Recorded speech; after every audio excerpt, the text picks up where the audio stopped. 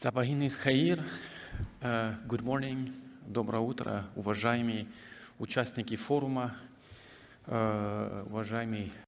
Good morning, dear forum participants and representatives of ministries and authorities from Azerbaijan and the Russian Federation, dear colleagues here in the panel. It's a pleasure for me to welcome you to this third session dedicated to modern cooperation in industrial and commercial cooperation.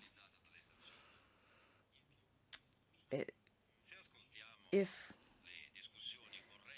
we follow the news and current discussions and the latest events, we realize that the world we used to know, that the world that existed in the last decades,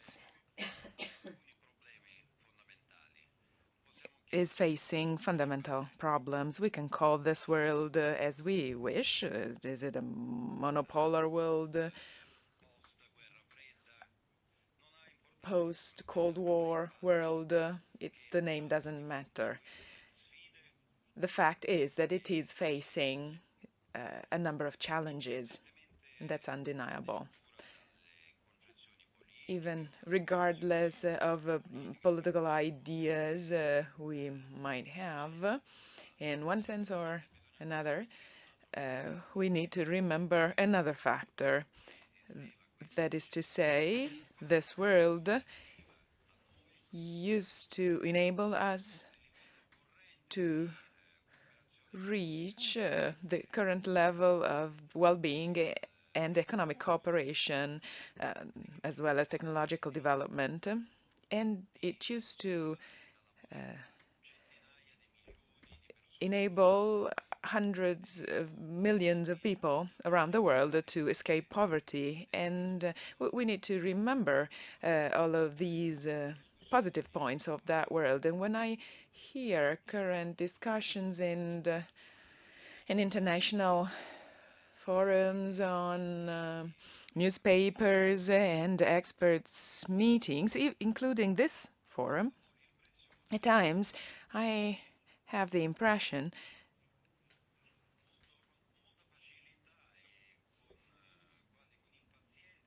that we easily and impatiently we accept that this world is changing, and we accept all of the consequences, including more fragmentation. If we look back at history, I think that any disintegration process was accompanied by a moment of inefficiency, and after a while people always start thinking back to what they lost. For example, thinking at the end of the dissolution of the Soviet Union, at that moment everyone looked at the future. But after a while, they started looking back at the past, and they started considering what they had lost and what did work well. The same can be said for the Austro-Hungarian Empire dissolution after the end of the First World War. There, too, all the subjects of that empire thought that living in that collective Caucasus was positive because there were problems, yes, but not everything was bad. So if we look at the consequences of those inefficiencies, we can consider railway relations at the beginning of the 20th century between several countries. So back then, you could go to Berlin or Königsberg by train in just a few hours. Today, it from Berlin to Kaliningrad, the journey takes 24 hours because relations are broken. But in the new context, when the relations did work, travel did take a long time, even with steam engines. But even during COVID, we had a high fragmentation in the world, showing that economic life is very difficult. So this is a challenge for our panelists today. Please let us remember all this and let us discuss today's topic. I'm pleased to have well-renowned experts here, and I'd like to introduce them. We have Alexander Shokin, President of the Russian Union of Industrialists and Entrepreneurs. And I'm pleased to say that with Alexander, we have collaborated for a long time. Gilles Remy, the President and General Director of the CIFAL Group, which is present all over the Eurasian space, and it has been since the very beginning of the change period. Then we have Urs Unkauf, Federal Managing Director of the Federal Association for Economic Development and Foreign Trade. In German, BWA. Then Alessandro Olivero, head of the International Department of Techniconsult in Florence. Unfortunately, he will not be able to join. We will not have Noha Abdallah, and we're very sorry to hear that he couldn't join. It would have been interesting to have a perspective from the Middle East, but unfortunately it's not possible. I would like to start with a first round. I would ask to limit your speeches to 5-7 minutes so as to have some time left for a real discussion. We have 1 hour for this panel, and I will do my best to make sure we don't exceed the time we have. So I'll ask all my colleagues to please respect it too. So Alexander Shokin, you recently participated in our main conference when discussing the cooperation, and at UFA you said that the Russian economy is adapting quite well considering all the complexities of the contemporary world. So you said that according to the forecast of the economic ministry, the recovery will be important, but with difficulties. What kind of difficulties, and what can we do to preserve the cooperation at industrial and commercial level that we have between countries and blocks? Well, thank you, Tazio. Thank you for this detailed introduction.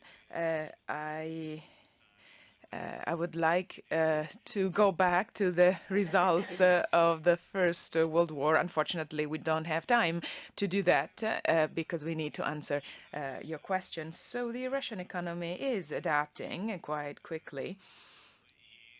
And yesterday, the budget proposal was approved for 2023, and the main variation on the forecast prepared by Minister for the Economy includes an accelerated adaptation to the new risk for the Russian economy. So all of these variations have to be based on a rapid, a quick adaptation process, because challenges are very quick. So we need to react just as quickly when reviewing our strategies. Otherwise, the scenario will always be a negative one of stagnation. So, and we cannot accept this. The government cannot, the entrepreneurs cannot accept this. So we had foreseen 12% inflation and unemployment around 6%. This was last spring, which would bring us back to the levels of 2008. Actually, this was not surprising for the government. The government put out systemic and serious measures right from the start. Actually, the recession was limited. The unemployment rate is very low, and inflation is lower than the EU countries, around 12%. So less than half of the expected levels in last spring. We still have to go from stabilization to growth. And we hope that already in 2023 we'll be able to reach a plateau level, which will be the starting point for growth. As for other difficulties, other challenges, for example, linked to the fact that China is still closed due to the pandemic, because it's aiming for zero COVID. We are also facing new threats, including stagnation and recession at a global level. Europe is a source of concern, but a smaller one because it's close to us. Yet we are aware that a recession in Europe might strike us in an indirect way, and it would have repercussions on energy resources sales. So it would have repercussions on the Russian economy. If we consider the whole of these challenges, both new and old ones, clearly we need to relaunch the Russian economy. That's the only way to ensure growth, to avoid recession in future years. And going back to a problem, well, I've been participating in this forum for 15 years. I took part also in the very first edition, and I'd like to say that in Baku, an interesting structure has been chosen, and I think it's a right one. So, in a certain way, we are feeling sort of Soviet feeling, but we are discussing the same topics. And listening to the previous speaker, I remembered that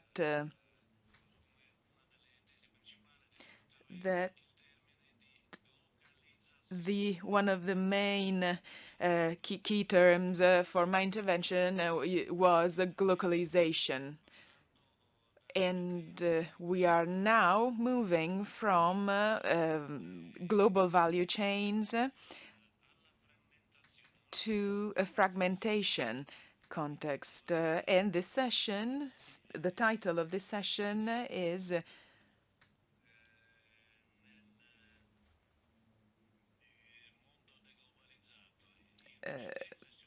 deglobalized world. That is the context. We used to talk about globalized added value chains, and every country tried to take advantage of those chains and integrate in them.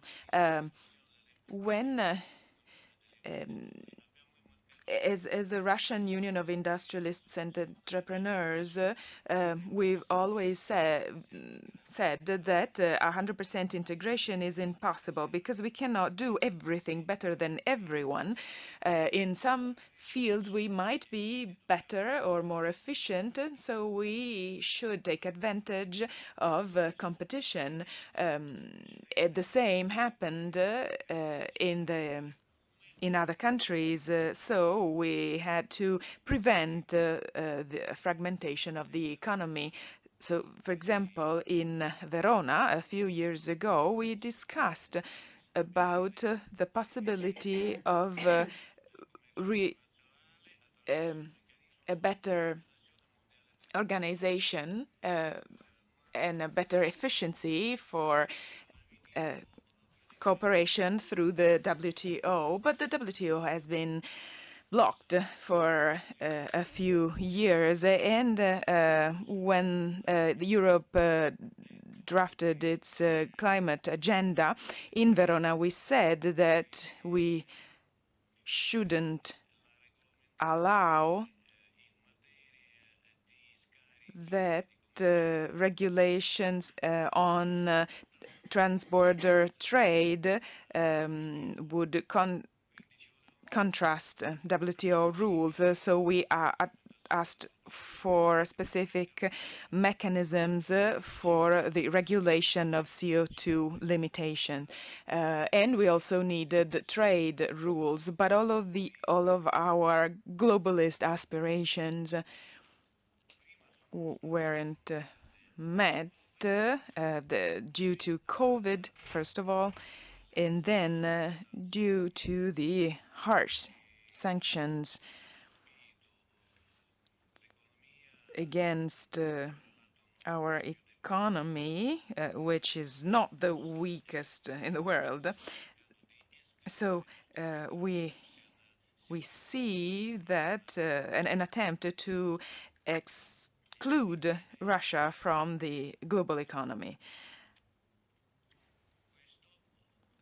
I think this can contribute an acceleration in the advent of multipolarism in the world, because I remember from my school experience that there are only two poles, the North Pole and South Pole, and I believe it's the same. On the one hand, we have the Anglo-Saxon North Atlantic pole and the Eurasian pole,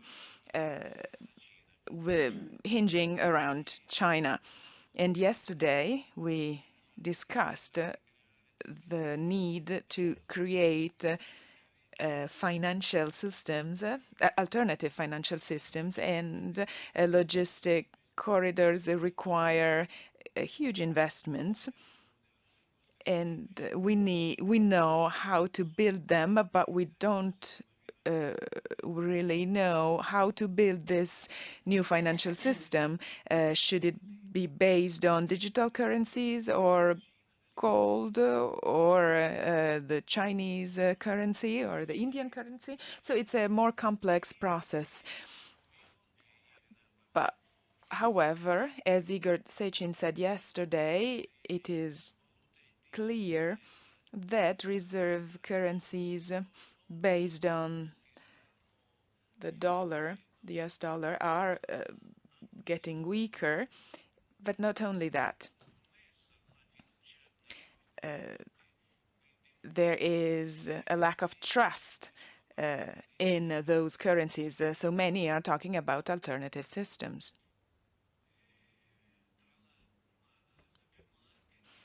We also know that in the International Monetary Fund, the yuan that is included in the basket.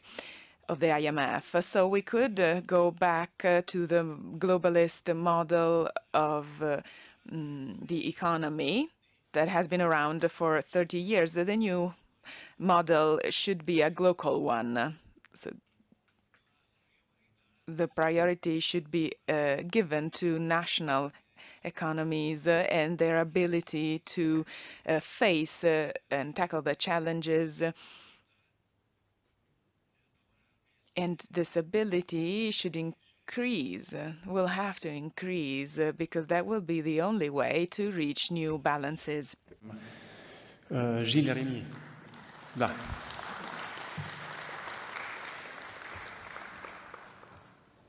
Gilles Rémy. I read that you have been in the region since the beginning, since the start when changes began, since 1980 until 91. You accompanied that economic transformation that happened here, and when the market economy started. You also participated in many projects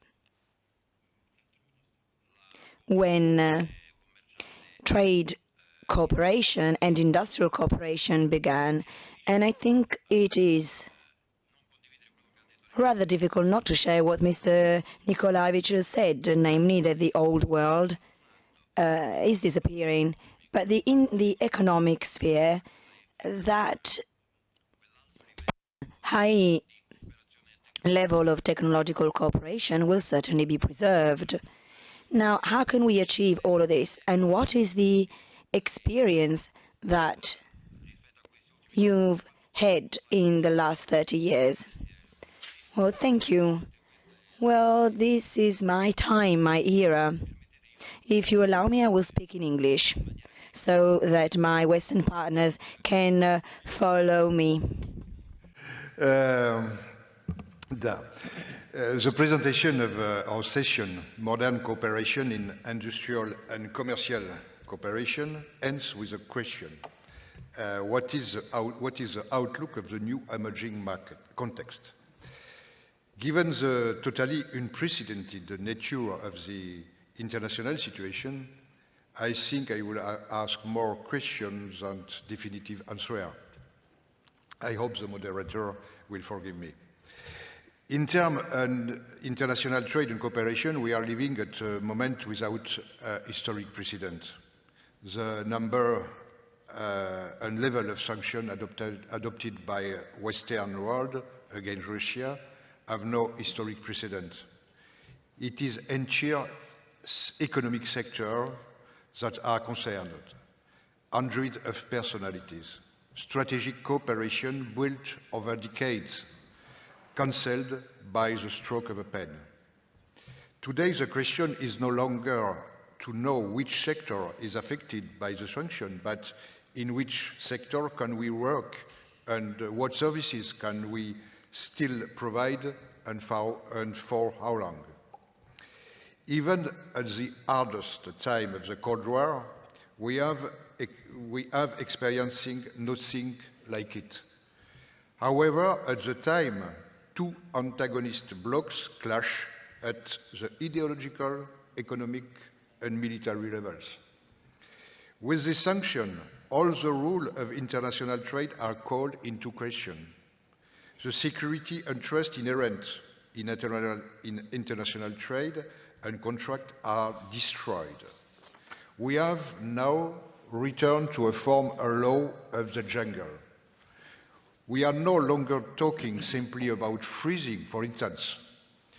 We are no longer talking simply about freezing, but about confiscating Russian assets abroad. I think it will take decades to return to a rule-based global international system. Of course, international trade operators do not discover the reality of sanctions. We are to deal with US sanctions, which have been a massively used economic weapon for decades. The extraterritoriality of American law was an exception, but this exception risks becoming widespread. If, for example, the European Union decides to cap the price of Russian oil on the world market. If several countries engage in the extraterritoriality of their law, we will then enter in a spiral where the risk linked to international trade will become unmanageable. The only winners will be the jurist and lawyer, and particularly Anglo-Saxon. To limit the risk, international operators will fragment their activities by making them increasingly independent of headquarters. It is a de-globalization that could take place both at the level of a world-class company and at the level of state, which will favor exchange within friendly zones. The result of this international tension and sanction are already visible. The international trade cards have already been reshuffled. It is American gas that will supply Europe instead of Russian gas, but sure, not at the same price. Russian oil will be sold on new markets and no longer through international trading platforms that manage a global market. International investment will be reduced and will be directed within economic zone, which will reduce trade with the outside world. To take the example of Russia, I think that it is not the end of economic action with the West, but a drastic reduction limited to exchange considered essential and not substitutable by the two parties. It is also the end of major industrial and economic cooperation programs that can only exist on the basis of trust and long-term political commitment. One of the major effects of this crisis is also the inevitable end of the dollar as a universal currency. This progressive de-dollarization of trade will considerably complicate and fragment international trade. All these elements, loss of confidence, fragmentation of the world, de-dollarization, increased legal risk, all these elements lead all players in international trade to rethink their strategies. Allow me to share my life experience as an entrepreneur.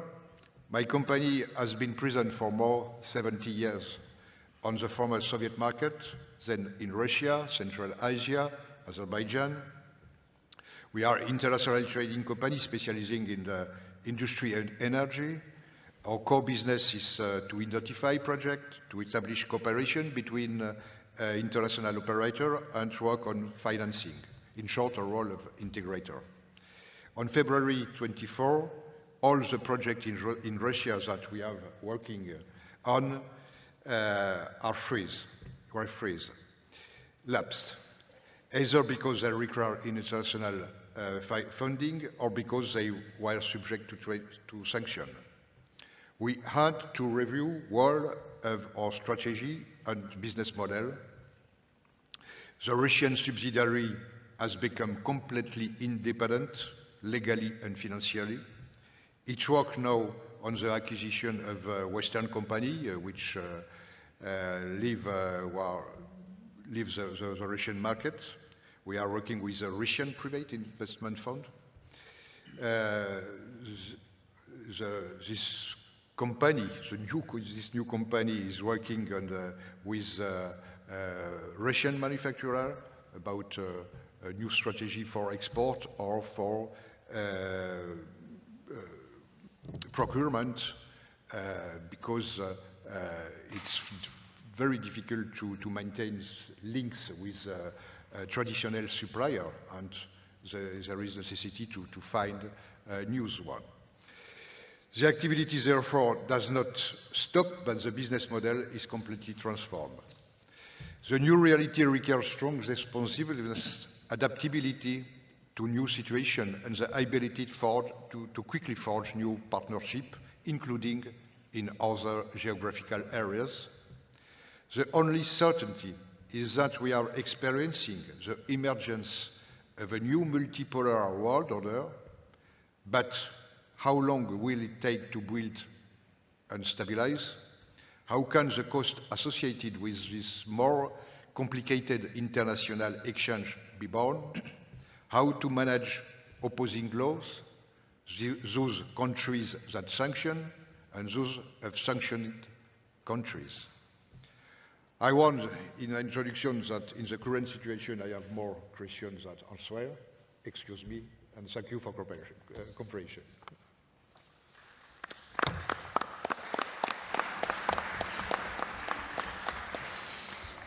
No, thank you, Gilles. I think we are all in a similar situation here. We all have more questions than answers currently, and we can only guess how this world that is about to emerge looks like. Now, there is no economy like the German economy when it comes to its export orientedness. And so the German economy has always been extremely global in its look at what are the most prospective markets and how to develop economic cooperation with different parts of the world. And if we look at the Silk Road project, which had now 10 years in its development, and there was an increased interest also from the German side, how do you see the future of this project under the current circumstances and in the new emerging world? From a German perspective, is this now something that is going to stop at a certain point, at a certain border? Or is this still has the potential to be the trade corridor of the 21st century? This question is for you. Thank you very much. Excellencies, dear Professor Falico, distinguished fellow panelists, ladies and gentlemen. First of all, I would like to express my gratitude to the organizers and the government of the Republic of Azerbaijan for hosting this important conference here in the beautiful and prosperous city of Baku. We, as BWA, have been active for nearly 20 years as a business association and think tank, which is independently financed by its members, which also permits us to express our views on international formats like this and hopefully to provide some serious insights on how international business relations will develop. So the world is facing right now a substantial geopolitical crisis and changes. German Chancellor Olaf Scholz expressed it with the Zeitenwende, which is change of times in English. Well, that is a term which can mean everything and nothing, so let me try to put some content and context around that. Industry stakeholders and family-owned businesses, medium-sized companies, which are the core of the German economy and also in many other European countries, are facing multiple challenges at the moment: energy crisis, crisis of supply of raw materials, inflation, supply chain crisis, and new regulations demanding a lot in terms of eco-social responsibility and governance. So this is the context which German companies are right now facing under these geopolitical conditions. And let me also take this opportunity at this distinguished forum to clarify one misunderstanding which is often reproduced but not reflected in the current debate. But this is multilateralism versus multipolarity. Multilateralism is a wish, while multipolarity has already become reality.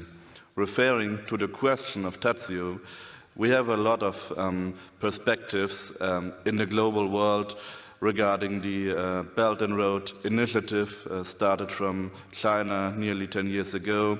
We have the Eurasian Economic Union, and international formats and conferences, organizations like the Shanghai Cooperation Organization, like the SICA, the Conference on Trust-Building Measures and Integration in Asia, and to all those stakeholders, we as Germans and Europeans should refer in a way which would allow us to build new partnerships instead of new conflicts. That is our view as BWA. We need more cooperation instead of confrontation.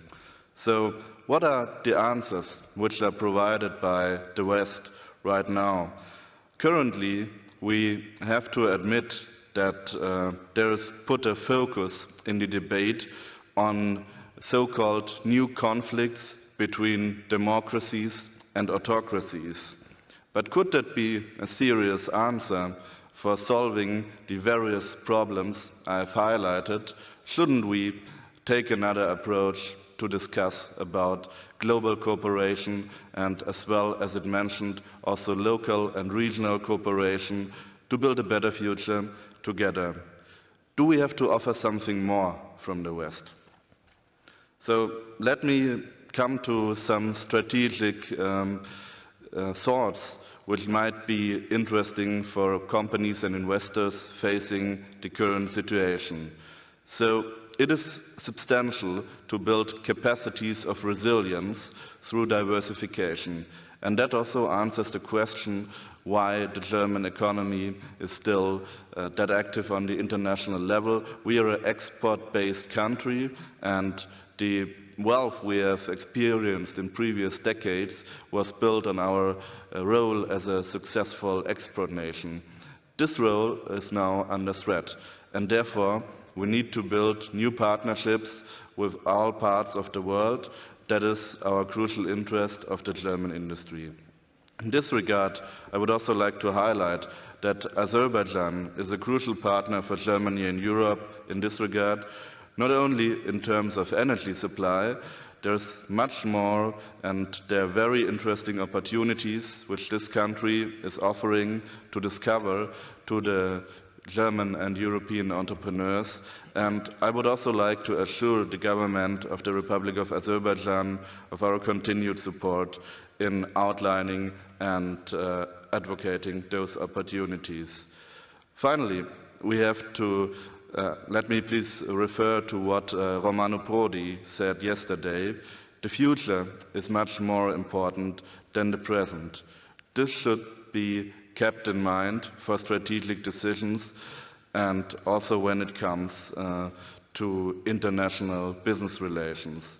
Where politics remain silent, it is the economy which has to build new bridges.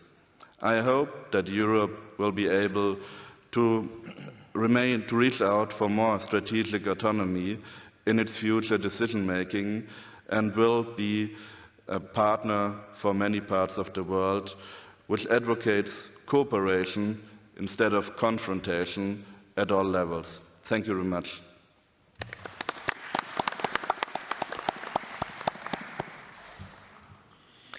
Thank you, Urs. And now, Alessandro, over to you. You represent an engineering company. And so as an engineer, you forcibly have a different perspective on industrial cooperation. It's your daily bread. And so you have been accompanying the realization of many industrial cooperation projects, implementation of many industrial investment projects in this part of the region. And so you know firsthand, in principle, what is at risk if we give up on cooperation in the same deep way that we have been used to. So how do you see the prospects for industrial cooperation, and especially, I mean, in the light of the most recent sanctions package, which for engineering obviously is a very challenging package? I would be very interested in hearing your insights and first-hand experience. Over to you. Thank you. Good morning. Present at this important Eurasian Business Forum. I'm here to introduce a specific sector that can be a very important channel of cooperation. Let me introduce myself. I'm Alessandro Olivero, and I'm the head of the engineering department of Tecniconsult. Tecniconsult is an Italian engineering company that for over 30 years and with a staff close to 100 specialists works in pharmaceutical, biotech and API engineering. We operate worldwide for the main multinational of the sector, such as Pfizer, GSK, Sanofi, Baxter, Colgate, and in Italy with Menarini, Chiesi, Angelini, and others. Speak about the items of this panel. These 2 years of pandemic and the present geopolitical situation have changed and are changing the chains of the international cooperation. But there are some sectors which concern health and which guarantee an improvement in people's life that will be always important behind the contingent difficult situations. Pharmaceutical and hospitals are two of these main fields and are strategic and fundamental in the Italian industrial sector. The Italian pharmaceutical infrastructure is the first in the world in terms of number of companies, employees, turnover in relation to the population. In Italy, there are many of the most important producers and suppliers of pharmaceutical and medical equipments. Looking at globally official numbers relating to investments in R&D, we can see that in 2021, the biopharmaceutical sector absorbed 167 billion euros. Technology with software and hardware sector, 142 and 139 respectively. A key sector such as mobility in this transition period, 132 million. 35 billion less than the biopharmaceutical sector. These numbers give you a very clear idea of the ongoing industrial development, the potential and opportunities for investment, jobs and growth in general. Despite these encouraging numbers, the investments are constantly increasing. Looking over Italy and Europe, we can see a development not found in other sectors. Italian excellence are numerous, and this is demonstrated by the important contracts signed by our companies in international scenarios. Agreements have been signed or work are started on major hospitals in Denmark, Russia, North Africa, Kazakhstan by Italian companies. And the same has happened for the construction of new pharmaceutical facilities in Greece, Romania, Egypt, Russia, Middle East, and others more. Italian companies that operate in the design and construction of plants for pharmaceutical production and for the design and construction of hospitals constitute a true excellence at the global level and have a formidable know-how that makes them particularly appreciated in many countries in the world. Continuous technological development, R&D, and continuous investment allow Italian companies to use the most advanced integrated design system like BIM, CFD, virtual reality, for example, for training, and augmented reality for maintenance. JCC area, North Africa, and the Eurasian countries represent areas of high interest. In many countries, huge investments in pharmaceuticals are planned. The project is to enter in this market to become center of excellence in the healthcare and an important center for the production of drugs for a large part of the world population. This is a huge perspective of development. Italian companies have a great opportunity to be partner of governments, administrations, or local companies and give their service to help local investors to achieve the best goal. Thank you for your attention.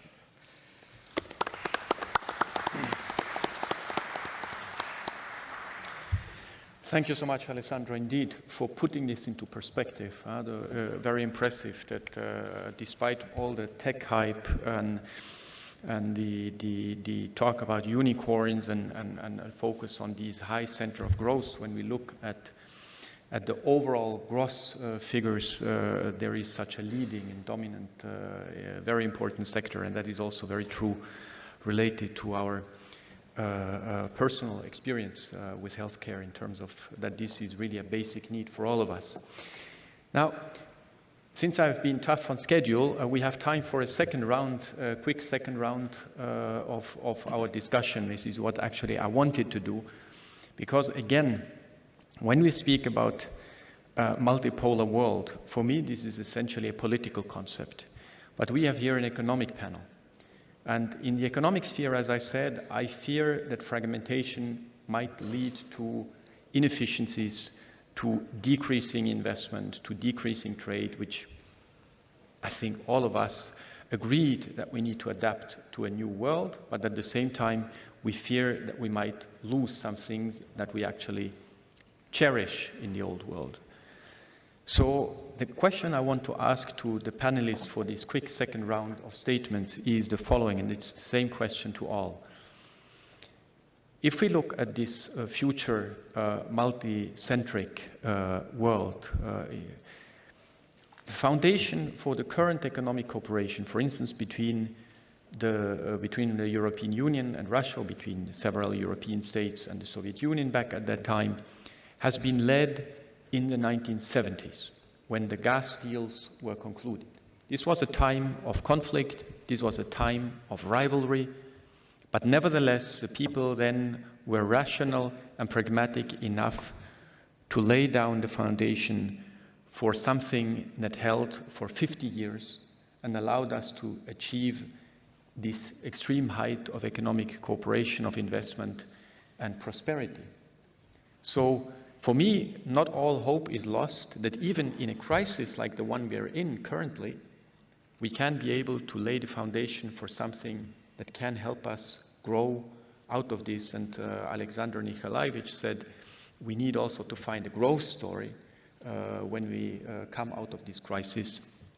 So my question to you, what could be the foundation of this future relation and this future cooperation? Tatiana Dmitrievna Valavaya yesterday mentioned the Sustainable Development Goals by the United Nations. Maybe there are other ideas. So if I could have your quick and expert opinion on what could be the basic principles of such cooperation in order not to lose what we actually need in terms of cooperation and investment. Sorry, Александр Николаевич, пожалуйста, вы первый, конечно. Первый по счету, но не по значению, наверное. Коллеги в равной степени могут внести ясность в принципы будущей экономики. Ну, во-первых, как уже все подтвердили, возврата к старому миру, безусловно, не будет. И, безусловно, одна из главных идей.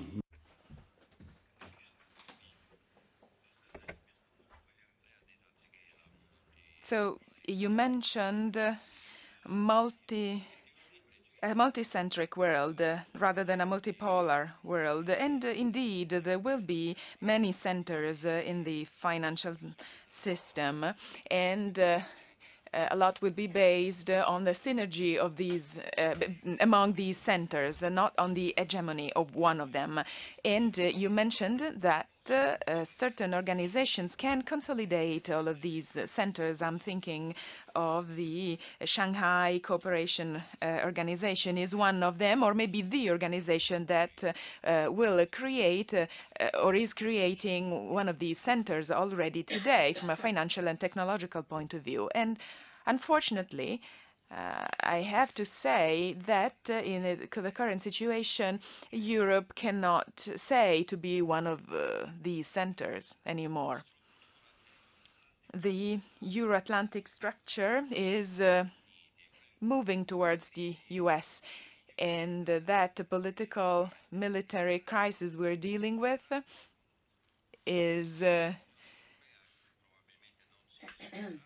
leading the EU not to dissolve probably, but to lose the potential it had a few years ago.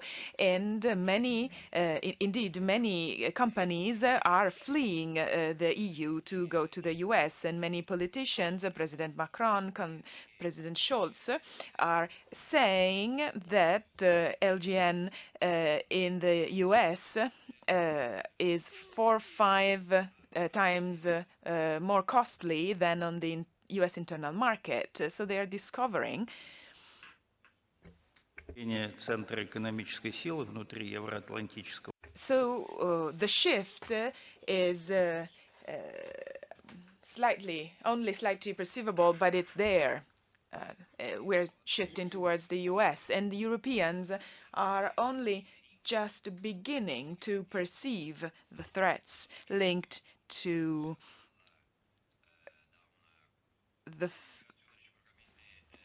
the break of cooperation with Russia. This is a European choice, however. That it will not be as pessimistic and bleak as you say.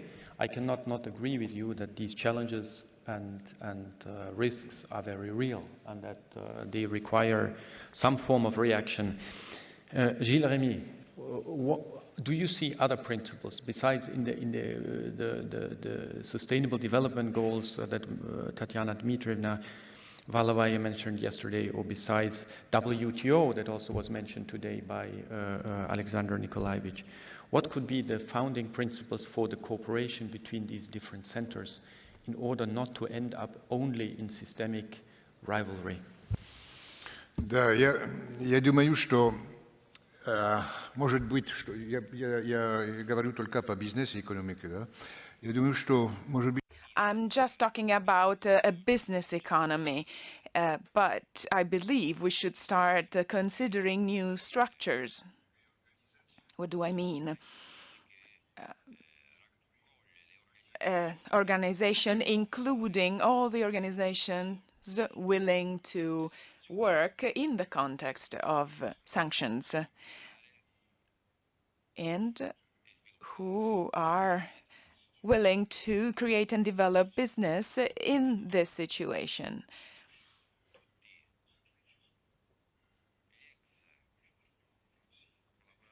All former collaborators, your French former partners, have no more contacts. In Germany, I believe it's the host committee. Where are they?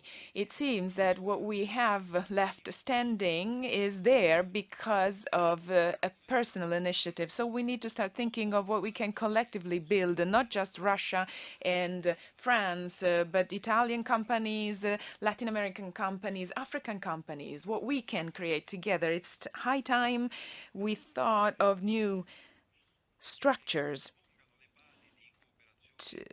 that can lay the foundation for a new cooperation in business. Urs, same question to you. What could be these founding principles? Yeah, it's a very interesting question, and I hope that this forum and the exchanges also at the sidelines will provide us some new ideas and some potential answers to that. I fully agree with Gilles that we need new structures to somehow institutionalize new ways for business cooperation and also intercultural dialogue. So in terms of business world, it makes really sense rather to talk about a polycentric world than a multipolar world. So this fragmentization might be overcome only through more international cooperation. But how can we reach out to that? So in Germany there is a lot of discussion about the concepts of decoupling and nearshoring, and I think both of those ideas are not helpful in the long run. That might be a reactive symptom, but in the long term it is not in the crucial interest of the German economy.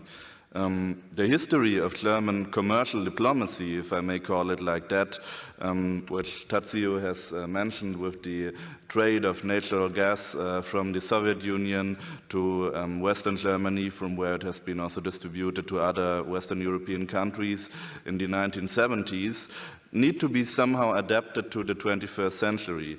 And there I would put the focus on global challenges. You mentioned the SDGs, the Sustainable Development Goals, which are kind of a global basic understanding, also shaped in the frame of the United Nations.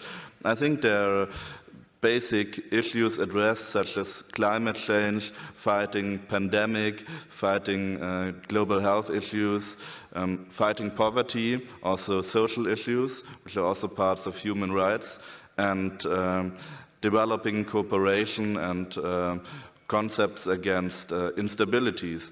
So I would like to conclude with 3 potential answers, but there are no final answers. This is a discussion, so we may discuss that. So I think that we observe currently a rising regionalism, and I would like to take one example where I personally participated.